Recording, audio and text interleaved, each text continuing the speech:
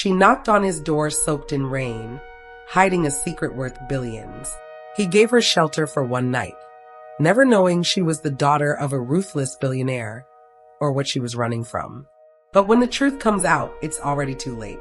Stay until the end because her return isn't for love, it's for revenge. The rain was coming down hard that night, angry, relentless. It drummed against the roof of Ben Carter's small home like fists pounding on the door of a life already too worn down. Inside, the lights were warm and low. A pot of stew simmered on the stove, filling the air with the scent of garlic and broth.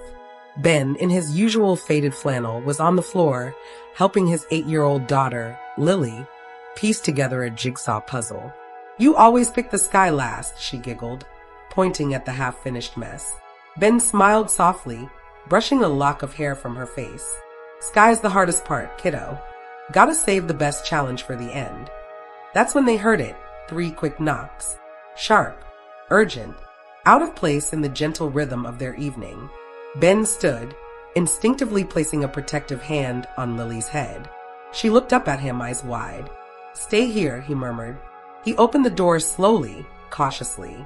There she stood, soaked to the bone, rain dripping from her hair, her coat clinging to her body like it was barely keeping her together.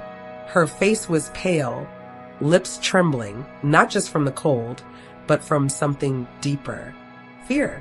Exhaustion? Maybe both. I'm sorry," she said, barely above a whisper. I didn't know where else to go." Ben didn't ask who she was.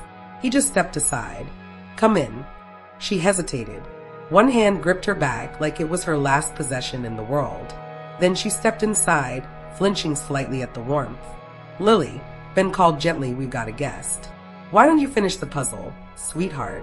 Lily peeked over from the living room, curious but quiet. The stranger smiled at her, briefly, a flicker of something soft behind her tired eyes. Ben grabbed a towel from the hallway closet and handed it over. "Dry off. You hungry?" She looked at him like she didn't know how to answer. "Yeah, a little." Ben nodded and went back to the kitchen. The room was quiet again, except for the bubbling stew and the occasional thunder outside. She sat on the edge of the old couch, towel draped around her shoulders, staring at nothing. No name, no explanation, but he didn't press. "Stew's ready," he finally said, setting a bowl in front of her. She took a bite, small, cautious, then another. Her shoulders dropped ever so slightly, like the weight of the day had just begun to lift. "You have a kid," she said quietly after a few minutes. Ben glanced over at Lily, who had now crawled onto the couch with a blanket and was watching cartoons. "Yeah, just us." She didn't say anything for a while. Then, finally, "You didn't ask me anything." Ben looked at her. "Didn't seem like you were ready to tell." For the first time, she met his eyes. There was something unreadable in her gaze, like she was trying to figure out whether or not she could trust this man in a flannel shirt and worn-out boots. "Thank you," she said. Simple. Raw. Ben gave her a quiet nod. "You're safe here." The old wall clock ticked softly in the background. Outside, rain lashed the windows, but the little house stood like a shelter carved out of the storm. Ben sat across the table from her now. Still no name, still no backstory. Just a quiet young woman wrapped in a towel, her damp hair pulled loosely over one shoulder, and a half-empty bowl of stew in front of her. She was beautiful, but not in a polished, magazine cover kind of way. There were dark circles under her eyes. Her makeup had all but vanished, revealing freckles across the bridge of her nose. Her nails were chipped. Her coat was designer, but soaked and dirty, like it had been dragged through more than rain. She didn't touch her phone once. She hadn't even taken it out. Lily had finally fallen asleep in her room, after hugging her dad goodnight and shyly waving at the stranger. Ben broke the silence gently. "So, you from around here?" She shook her head. "Just passing through." He nodded. "Car trouble?" A slight pause. "You could say that," she said with a soft, dry laugh. "It stopped running a while ago." Ben didn't push. He just sipped his coffee and let the silence hang comfortably. "I can pay you," she added quickly, glancing up, as if needing to prove she wasn't a burden. "You don't have to," Ben said. "It's just dinner and a roof." Her eyes softened at that. People don't usually help without asking something. Ben tilted his head. Then maybe you've been around the wrong people. There was a moment, just a flicker, where her composure cracked. Her lip trembled slightly before she caught herself and turned away, pretending to focus on her tea. Sorry, she whispered. It's been a long day. Ben stood. The guest room's clean. It's not much, but the sheets are warm. You'll be safe. She looked up again, her eyes meeting his.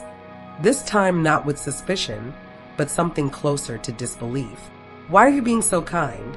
Ben gave a tired smile. Because one day, someone did the same for me, and I promised I'd never forget how much that meant. She didn't respond. She didn't have to. Later, after she disappeared into the small guest room, Ben stood alone in the hallway. He looked at the closed door, his mind racing. Not with suspicion, but with that quiet ache of a man who's seen too many people come and go. He didn't know her name, didn't know where she came from, but somehow he could tell whatever she was running from, it wasn't over. The next morning started like any other. Ben was in the kitchen making pancakes, his weekend tradition with Lily. She sat at the counter, her hair still messy from sleep, swinging her legs and humming a made-up tune. The guest room door creaked open quietly.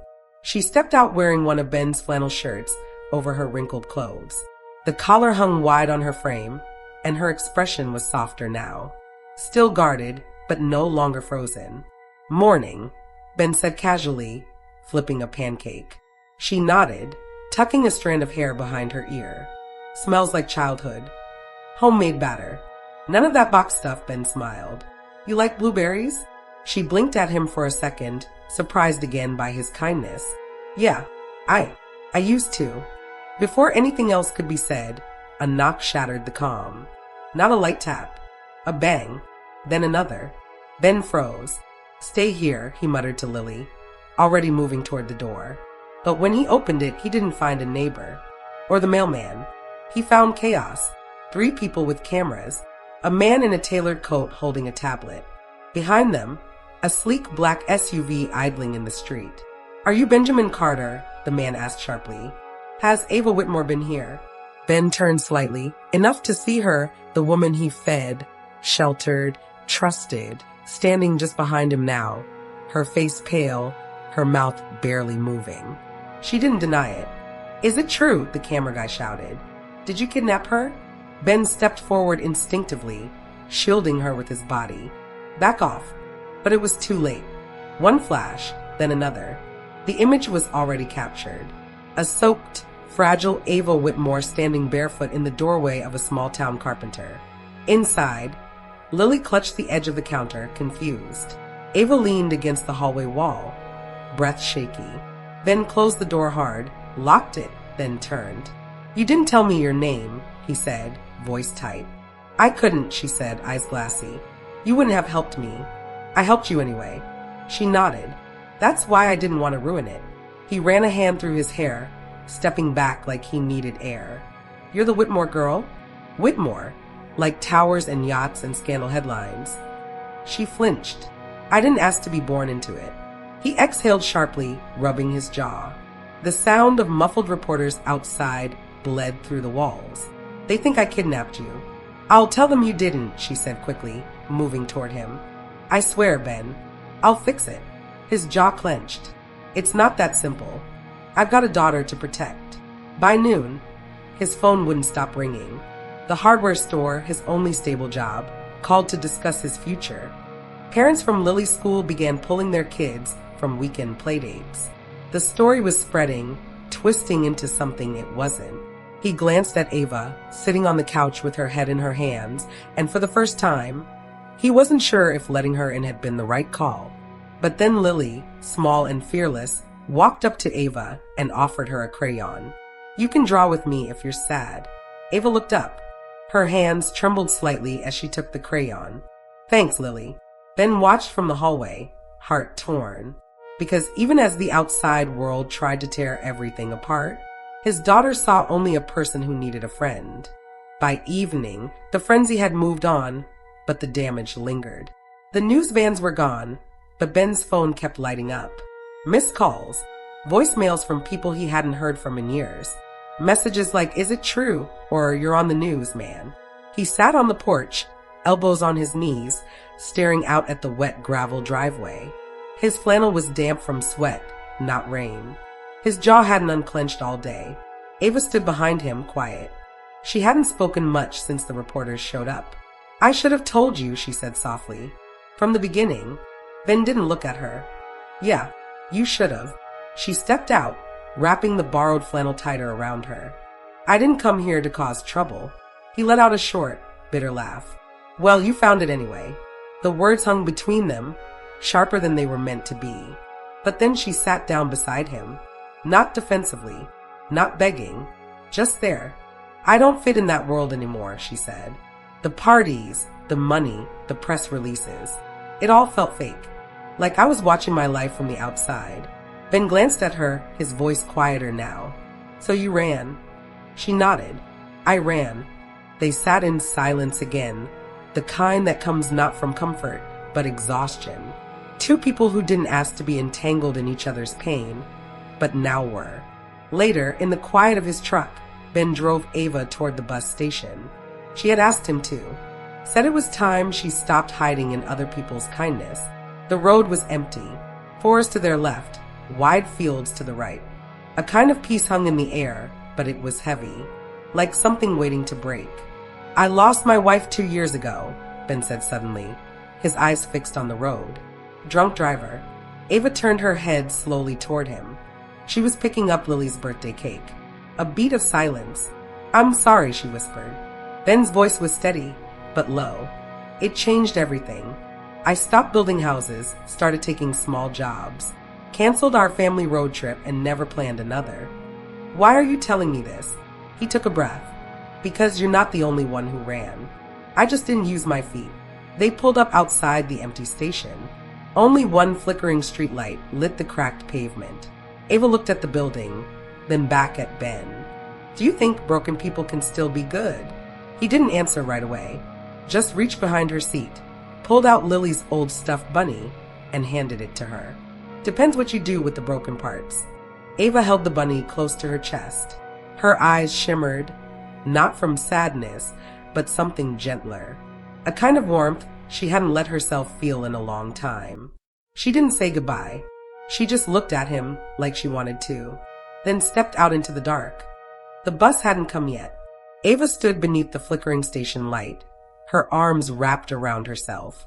The night air pressed in, thick with tension and something else, grief maybe, or the guilt of not saying the whole truth.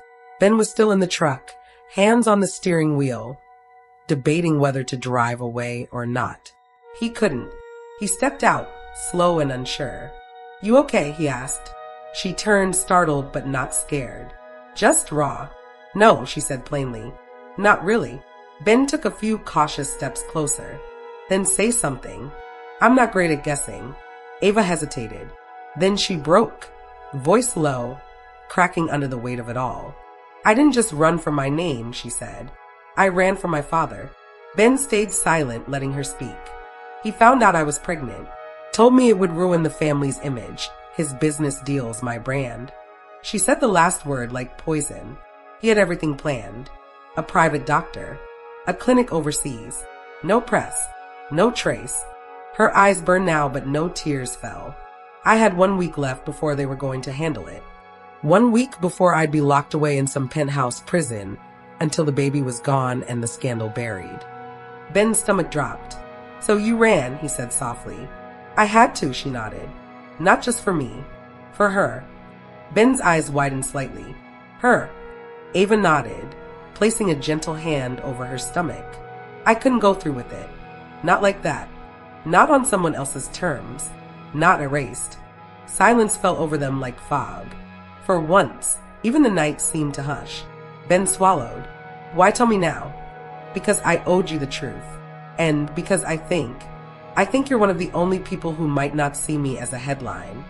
He looked at her for a long moment, heart torn between anger, awe, and something deeper, something dangerously close to hope. "Why me?" he asked. Ava's voice dropped to barely a whisper. "Because you looked at me like a person. not a problem to fix or a name to Google. The bus pulled up, its brakes hissing in the quiet. She didn't move. Ben didn't either.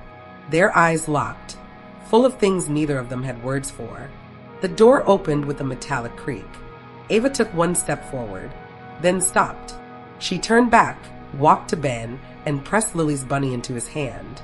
For her, she said, in case I don't come back. Then she climbed aboard, disappearing behind fogged glass. Ben stood in the cold, gripping that stuffed bunny like it was the last piece of something he wasn't ready to lose. The house felt different after she left. Not empty exactly, just quieter, like someone had turned the volume down on the world.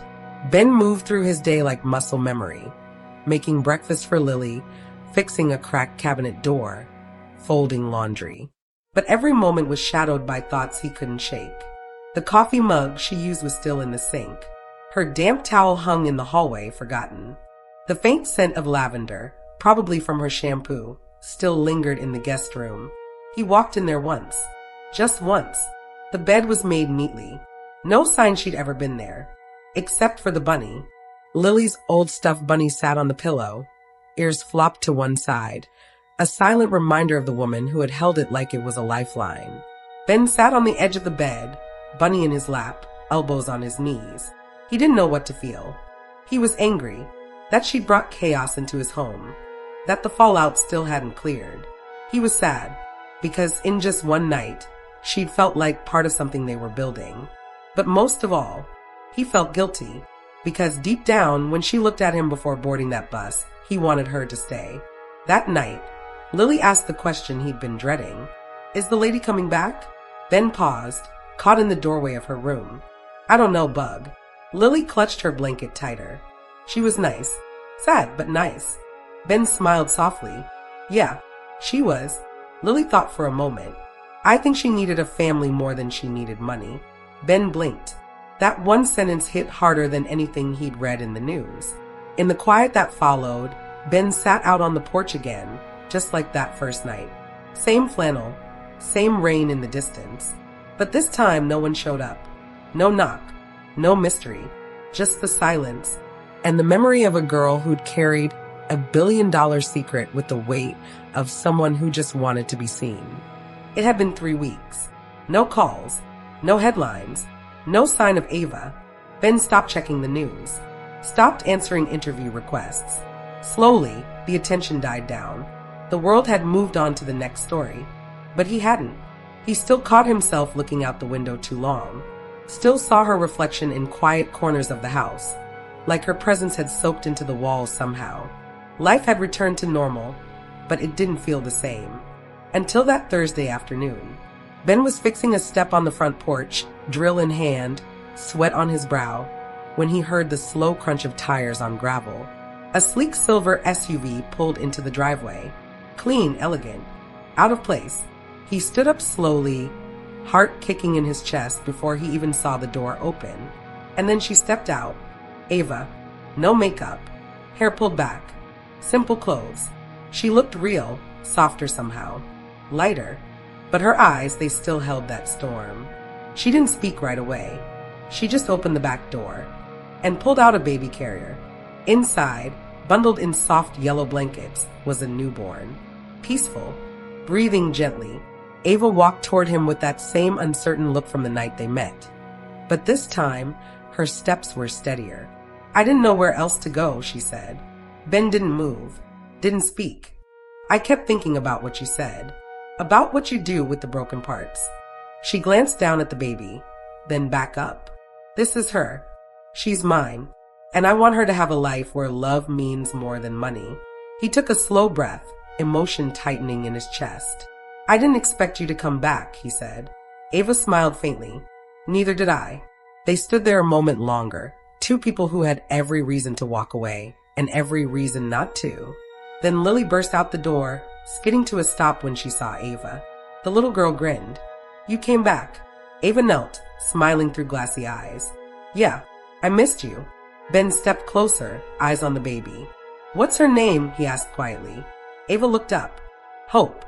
Ben's voice dropped, steady and sure. Yeah, that fits.